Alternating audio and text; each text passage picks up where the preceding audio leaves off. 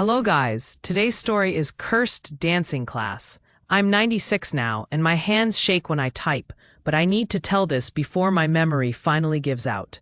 It happened in 1947, just after the war, when everything felt bruised, towns, buildings, people. We tried to rebuild something like normal life, and part of that meant teaching the village children to dance again. They were 12 kids, ages 10 to 12. Too thin, too quiet. Their smiles didn't reach their eyes, but they tried. God, they tried. The community hall was a wreck. The roof leaned, the windows warped, and the floor had these strange circular grooves, as if something heavy had paced the room for decades. But it was the only building left standing tall enough for music, so we made do. On the third Saturday, everything changed. I brought a stack of worn-out records and set a simple waltz on the gramophone. The needle dropped, but the sound that came out wasn't a waltz. It was a violin, screeching and frantic, sharp enough to make the air feel thinner. I tried to lift the needle, but my hand froze halfway, like my arm belonged to someone else. And the children, they went utterly still, then moved.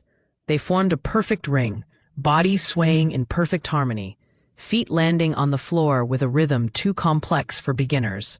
Old steps, ballroom patterns nobody in our little war-torn village even knew existed anymore.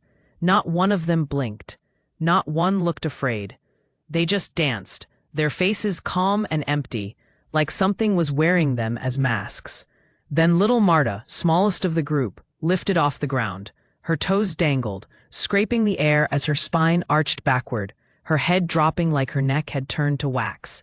I rushed forward, but the other children shifted as one, blocking me without breaking their rhythm. That's when I saw the mirrors. The reflections weren't right. The children in the mirror moved faster than the real ones, and behind each reflection stood a tall, thin shadow, its hands resting on the child's shoulders, guiding them with grotesque tenderness. But there was nothing in the room itself, only the shadows in the glass. The music grew more violent. The floorboards shook with each step.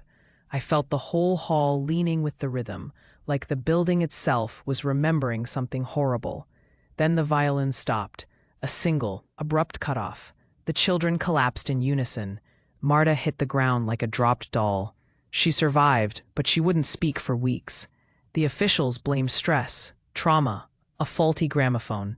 But they sealed the hall that night, boarded the doors, covered the mirrors. The exact time that violin first played, I hear it again, soft at first, then louder, and sometimes, if I look at the window glass too long, I see 12 small shadows practicing steps they should never have known. Thank you for following our story today.